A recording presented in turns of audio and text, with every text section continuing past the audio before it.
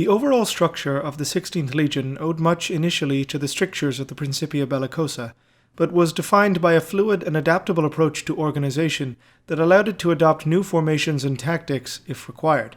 During the Lactrical Onslaught, combat alongside the 7th Legion illustrated the effectiveness of boarding shield-armed breacher squads to the Luna Wolves, and the number of such formations within the Legion was rapidly expanded after the campaign's conclusion.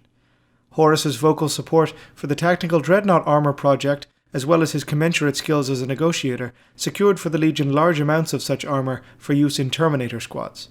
The 16th was widely credited in pioneering Terminator squad tactics, and the use of the armor allowed for the early formation of the 16th Just Terran Terminator Elite. The Legion was well known to eschew larger command structures, such as a chapter or battalion, in favour of focusing almost exclusively on the company, the size of which would vary from as few as 40 Astartes to over 1,000. While other legions placed fixed limits on numbers, the 16th's more ad hoc formations lent it a large degree of tactical flexibility in any given theatre.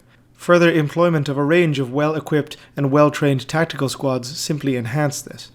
While all possessed numerical designations, these were often discarded in favour of more poetic titles like Durox Reavers or the Deathmakers, symbols of the increasing sway the Chthonian ethos held over the Legion, but additionally a mark of how much the personality of the Luna Wolves' leadership cadres affected day-to-day operations. All companies within the Legion could be split apart and reassigned rapidly, based on tactical need, with the exception of the first company, which was formed exclusively around two frontline formations, Just Terran Terminators and Catulan Reaver assault squads. The chain of command was, in typical 16th Legion fashion, blunt. Horus wielded supreme authority. Below him were the captains, both senior and junior, and below them the squad sergeants.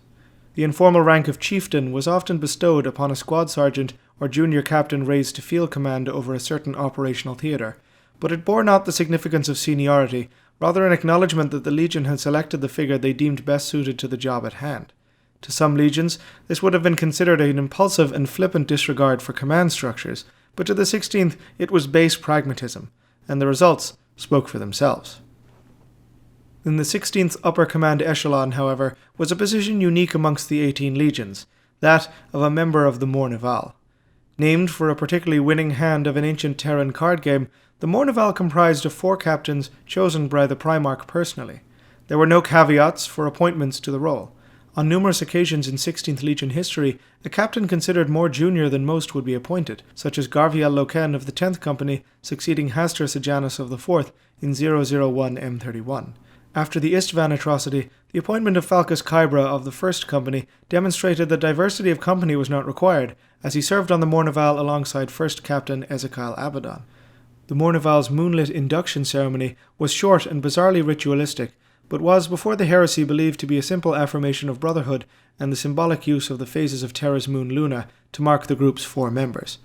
Despite being acknowledged as the first amongst their many peers, the Mournival did not possess any actual concrete authority within the Legion, although it is doubtless that their words would be heeded before the council of others. They served their Primarch as advisors, free of the strictures of rank and deference, and were primarily chosen for their diversity of opinion, humour, and character. The differing perspectives they provided helped further inform their Primarch's decisions and steer the course of the Legion itself. The 16th Legion's malleable approach to the chains of command is highlighted in particular by the Mournival, but brought to successful and indeed terrible fruition by the proliferation of warrior lodges amongst the body of the Legion itself. Clandestine and heavily ceremonial meetings of Astartes warriors, the lodges formed a network of brotherhood entirely removed from all other Legion structures, and are generally believed to have begun forming within the Luna Wolves shortly after their contact with the natives of the planet Davin. Other accounts state that the 17th Legion word-bearers were responsible for their inception, but, given the current state of archival material, their origin may never be properly discerned. Regardless, despite being present in many Astartes legions, the lodges found their easiest home in the Luna Wolves. Similar in many ways to the structure of Chthonia's gangs, they promoted an open exchange of ideas, conversation, and fraternization of soldiers. Once an Astartes entered the lodge chamber, itself hidden and with entry barred to all those who did not bear a token or password, he could address whomever he saw fit in any manner he saw fit, even if he were an ordinary legionary and the individual he was addressing a senior captain. This subversion of command was in some ways logical, given the 16th Legion's general operating practices, but made possible due to the secret and closed-off nature of the lodges themselves. In horrid retrospect, the almost occult environment of these rites, and the ironclad secrecy under which they existed and thrived, are perhaps in large part to blame for the cancer that would spread outwards from the 16th Legion to infect their brothers. That they were tolerated despite being forbidden under the strictest guidelines of the imperial truth is a miscalculation graver than perhaps any in humanity's history. A legion, both command and body, is however only as good as the one who wields it, and the Primarch Horus was as peerless in this as he was in all other aspects. To him and his Luna Wolves the laurels of victory came easy. Their relentless path of conquest outstripped any of his brother Primarchs, with only the First Legion coming close to the 16th tally of success, and even the Lion would concede, albeit bitterly, to Horus's primacy. The Luna Wolves possessed an almost unrivaled ability to adapt to the requirements of a conflict, a boon of not only 2 centuries of continual warfare, but also the survivalist instincts bred into them on Chthonia. Horus wielded this expertly, but knew when to request the aid of a fellow legion to bolster the effectiveness of his own.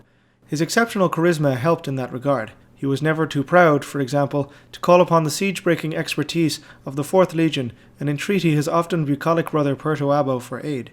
Horus was a rare talent in this fashion. Other legions could make war in certain ways far better than the 16th, and other Primarchs boasted far larger legions, or counted the affection from their fellows in higher standing. But only Horus could perceive every viewpoint, digest every tactic, and adapt to any situation. His uniqueness was rooted in not only the adaptability of his character, but the completeness in which he could fill whatever role was needed.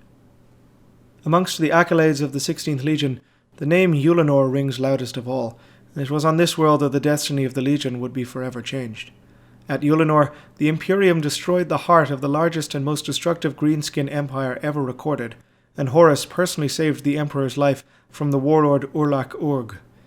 Ullanor, in its scale and importance, is seen by many as perhaps the most important battle in the Great Crusade's 2 centuries, and if not for the victory itself, then certainly for its later impact on history. At the subsequent triumph, Horus was proclaimed by his imperial father to be the Imperium's new war master. The Emperor himself would retire to the vaults of Terra to oversee a great work, and Horus would lead the crusade and the entirety of the Imperium's armies in his stead. While the personal impact this event had on the Primarchs will be detailed in later records, it is noteworthy in this one for its heralding a shift in the fate of the 16th Legion. In honor of their new status, the Luna Wolves were renamed the Sons of Horus, and their livery changed from the moon grey to sea green.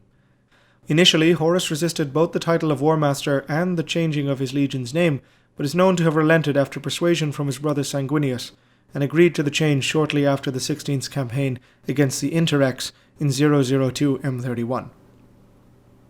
It is believed that shortly after the change in name and livery, the corruption that would later blossom into such terrible fruition at Istvan began to truly take hold within the Sons of Horus.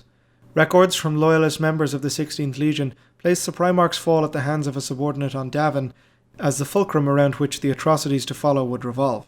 These accounts and those of others will be detailed in a subsequent record, but it is important to bear in mind that during this time of no doubt dramatic internal change, the Sons of Horus's victory tally remained unchallenged.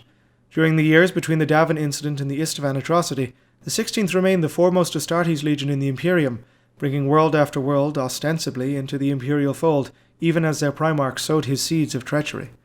By the time of the outbreak of the heresy, the legion is estimated to have been able to field between 130,000 and 170,000 Astartes, placing them in the top quarter of legions in terms of war footing.